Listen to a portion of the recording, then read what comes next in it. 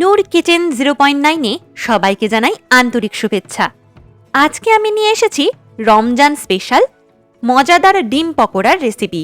খুব সহজ উপকরণে ঝটপট তৈরি করে নিতে পারবেন এই ক্রিস্পি পকোড়া। ইফতারের টেবিলে একদম জমে যাবে। তাহলে চলুন শুরু করা যাক।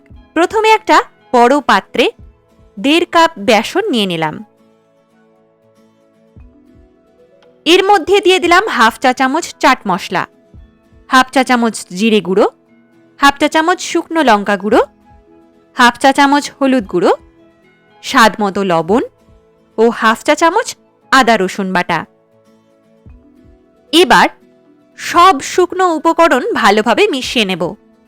অল্প অল্প করে পানি দিয়ে একটি ঘন ব্যাটার তৈরি করে নেব। ব্যাটারটা ভালো করে ফেটিয়ে নেব যাতে কোনো দলা না থাকে। এরপর ঢাকনা দিয়ে ঢেকে 10 মিনিট রেস্টে রেখে দেব। এই সময়ে 4টা সিদ্ধ ডিমকে 4 টুকরো করে কেটে নেব।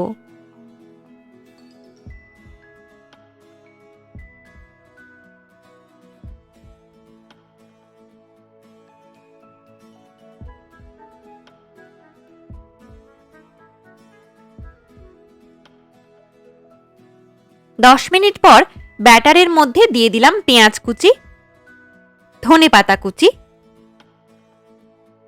ও কাঁচা লঙ্কা কুচি। সবকিছু আবার ভালো করে মিশিয়ে নিলাম। চুলায় একটি প্যান বসিয়ে পরিমাণ মতো তেল গরম করতে দিলাম। তেল ভালোভাবে গরম হয়ে গেলে একটি ডিমের টুকরো ব্যাটারের ভালোভাবে চুবিয়ে গরম তেলে ছেড়ে দেব।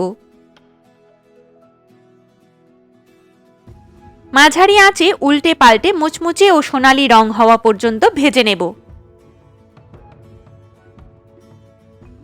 একইভাবে সবগুলো পকোড়া ভেজে তুলে নিলাম।